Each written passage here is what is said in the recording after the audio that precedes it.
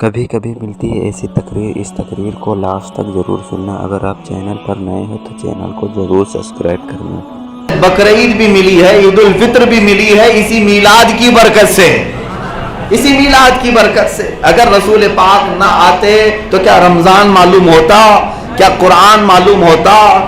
بلکہ حقیقت یہ ہے کہ اگر رسول پاک ہمارے درمیان تشریف نہ لاتے تو پھر انسانوں کو رحمان کا پتہ بھی نہیں ملتا، اللہ رب العزت تک کی بات۔ میرے عزیزوں، واسطے کو جب، وسیلے کو جب چھوڑ دیا جاتا ہے تو ایسی ہوتا ہے، ایسی ہوتا ہے۔ اور آپ سب سے میں یہ گزارش کرتا ہوں کہ گوگل پر بھروسہ کر کے مت بیٹھنا۔ ہاں، جس طرح آج نوجوانوں کی عادت سی ہو گئی ہے کہ ایک کسی نے بھیج دیا واٹس ایپ پہ، اس کے اوپر یقین کر کے بیٹھتے ہیں، ارے اس کا جواب کیا ہو سکتا ہے، اس کا جواب کیا ہو سکتا ہے۔ آپ سب کو پتا ہے کہ گوگل میپ چلانے والے کئی مرتبہ پھنس بھی جاتے ہیں، کسی گٹر میں بھی لے جاتی ہے گوگل میپ والی جو خالہ بتاتی رہتی ہے، اور اس کے پیروکار اکثر ادھر ادھر دھکے بھی کھا جاتے ہیں۔ اس لیے میرے عزیزوں، ہمارا دین صرف انٹرنیٹ سے نہیں چلتا، ہمارا دین صرف سوشل میڈیا اور واٹس ایپ سے نہیں چلتا، اس کی مضبوط دلیلیں ہیں، قرآن اور حدیث ہمارے پاس ہے۔ اب رسول پاک صلی اللہ تعالیٰ علیہ وسلم کی میلاد کے متعلق ایک چیز نہیں، کئی چیزیں لائی گئیں۔ ایک بڑے صاحب آئے، انہوں نے کہا کہ عید کے، اگر یہ عید ہے تو حضور صلی اللہ علیہ وسلم نے اس دن روزہ رکھا تھا۔ حضور نے، مسلم شریف کی حدیث ہے کہ حضور پیر کے دن روزہ رکھتے تھے۔ آپ سے پوچھا گیا آپ روزہ کیوں رکھتے ہیں؟ فرمایا اس لیے کہ میں اس دن پیدا ہوا۔ حضور پاک صلی اللہ تعالیٰ علیہ وسلم نے فرمایا اس دن میں پیدا ہوا۔ تو ان صاحب کو یہ ملا، پتا چلا کہ دیکھو عید میں، بقرعید میں اور رمضان کی عید میں روزہ حرام ہے، تو عید کے دن روزہ رکھنا حرام ہے، تو حضور نے روزہ رکھ کر کے بتایا کہ یہ عید نہیں ہو سکتی۔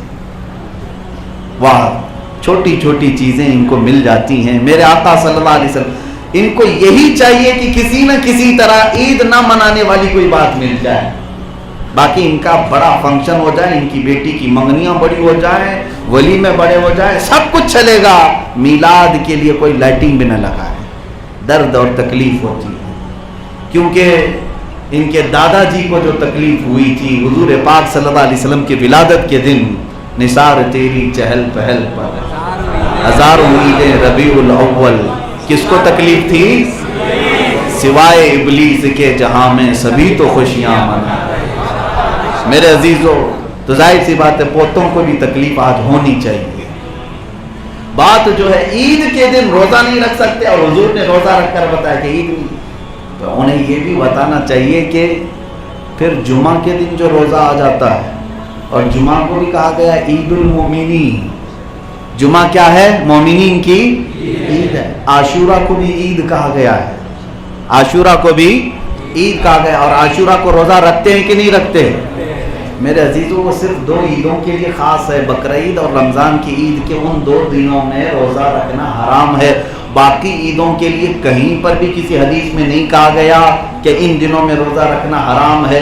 یہ تو زبردستی کا یہ لے کر کے آئے کہ میلاد کے دن حضور روزہ رکھ کر بتایا کہ عید نہیں ہو سکتی، بلکہ ہم تو کہتے ہیں حضور نے روزہ رکھ کر بتایا کہ یہی عید ہے، کیونکہ اللہ رب العزت کی بارگاہ میں خوشی کا جو طریقہ ہے وہ روزہ بھی ہے اور نماز بھی ہے۔ جیسے ہم عیدگاہ میں جا کر نماز پڑھ کر کے خوشی کا اظہار کرتے ہیں، عید کے دن روزہ رکھ کر کے بھی خوشی کا اظہار کیا جا سکتا ہے۔ اور ایک صاحب نے کہا کہ اچھا اگر آپ منا رہے ہیں تو یہ اب آپ کی بات ہے، اب جا کر کے یہ سب منانے لگ گئے، پہلے کیوں نہیں منایا؟ مکہ والے حضور کو پیدا ہوتے ہوئے سامنے دیکھا انہوں نے، لیکن انہوں نے تو نہیں منایا۔ یہ بھی بڑی بات ہے کہ حضور صلی اللہ علیہ وسلم جب مکہ میں پیدا ہوئے تب خوشیاں نہیں منائی گئی، خوشیاں نہیں منائی گئی، تو پھر آج کیوں آپ منا رہے ہیں 1400 سال کے بعد؟ پہلی بات تو ہم جو بھی یہ سوال کرے اس سے پہلے یہ طے کر لو کہ رسول پاک صلی اللہ علیہ وسلم جس وقت پیدا ہوئے تھے مکہ میں کافر تھے کہ مسلمان تھے؟ سارے لوگ کفار و مشرکین تھے سوائے حضرت بی بی آمنہ اور حضرت عبد المطلب کے۔ سارے لوگ کیا تھے؟ کافر تھے، ایمان لائے ہوئے نہیں تھے۔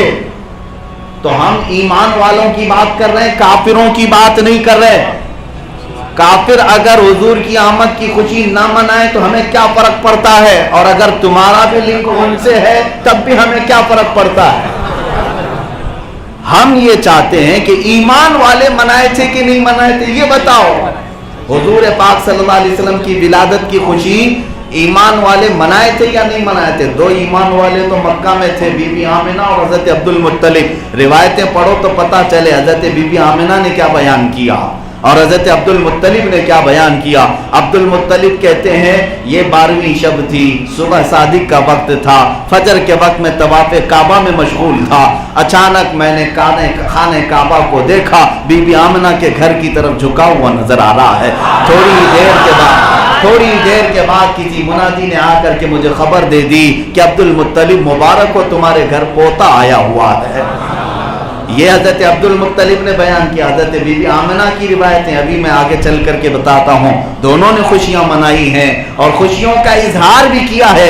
हजरत बीबी आमिना की एक ही बात अगर मैं बता दूं, वो किसी को नसीब में नहीं है, किसी के नसीब में नहीं। फरमाती हैं मुस्तफ़ा करीम सल्लल्लाहु अलैहि वसल्लम की विलादत से पहले मेरी पेशानी से एक नूर निकला और मेरे घर की दीवारें ऐसे शक नजर आने लगी कि मैं उस नूर से मक्का में बैठ करके मुल्के शाम के महल्ला देख रही थी, बसरा के महल्ला देख रही थी। 1000 किलोमीटर से ज्यादा दूर का फासला है मक्का से मुल्के शाम और बसरा 1000 किलोमीटर से ज्यादा का फासला है। बीबी आमिना फरमाती है मैं अपने घर में मक्का में बैठकर मुल्के शाम के महल्लात को चमकता हुआ देख रही थी।